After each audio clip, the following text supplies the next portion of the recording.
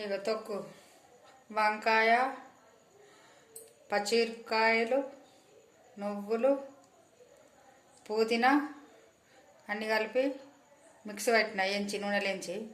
ఒక వీడియో ఉంది, అది ఎక్కువ టైం అయిందని బంద్ చేసిన. తాలింపు పెట్టుకుంటున్నా ఇప్పుడు. ఆ వీడియో చూడండి. ఇది చట్నీ ఎలా చేయాలని అన్నది అన్నీ ఎంచి పెట్టిన. ఇప్పుడు మిక్సీ పెట్టిన. ఇప్పుడు తాలింపు పెట్టుకుంటా ఎండుమిర్చితోని ఎల్లిపాయలతోని.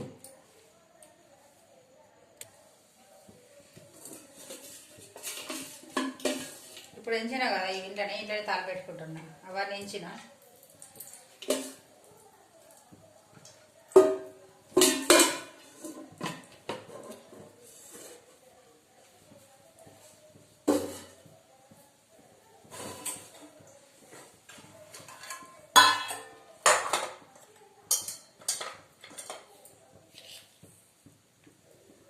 ఆవాలు వేస్తుంది,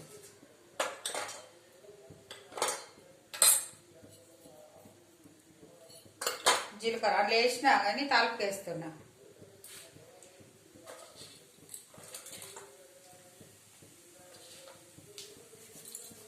నానబెట్టిన శనగపప్పు వేసుకోవాలి కానీ ఇగో నేను మినపప్పు వేస్తున్నా.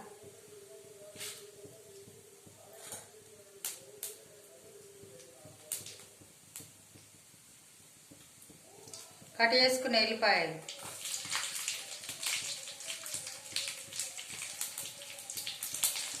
కొత్తిమీర ఏమన్నా కలిజిమాకు వేసుకోవాలండి. కలిజిమాకు చెట్టు మీద పొద్దుకి ఎందుకని తెంపలేను. ఎండుమిర్చి ఒక 2-3 తీసుకున్నా తాలింపు కోసం.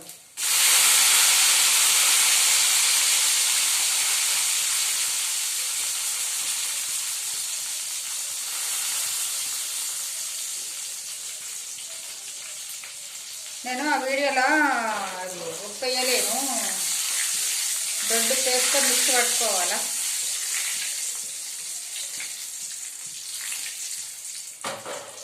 ఇంకా కలిజిమాకు వేసుకుంటే బాగుంటుందండి. ఇప్పుడు రాత్రికి ఎందుకు ముట్టాలని ఊరుకున్నా. ఇది వేసుకోవాలండి.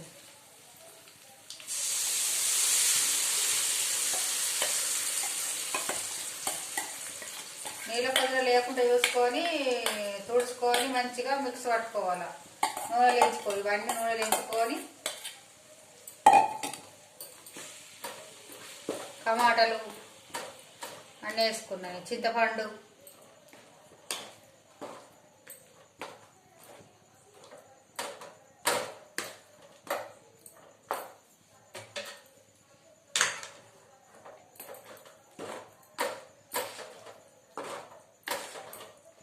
వంకాయ, పుదీనా, పచ్చిమిరపకాయలు చట్నీ అండి.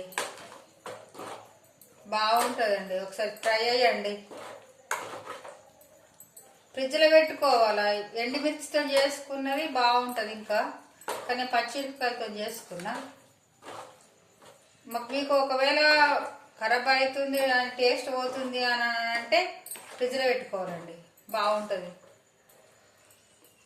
నేను ఎక్కువనే చేసిన, మంచిగా మలస రోజులు 10 రోజులు దాకా ఉంటుందని.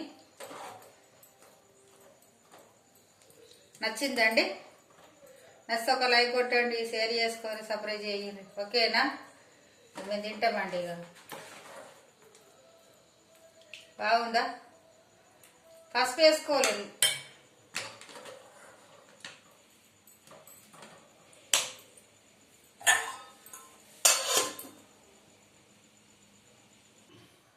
పొద్దున టమాటా పప్పు వేసిన అండి నేను.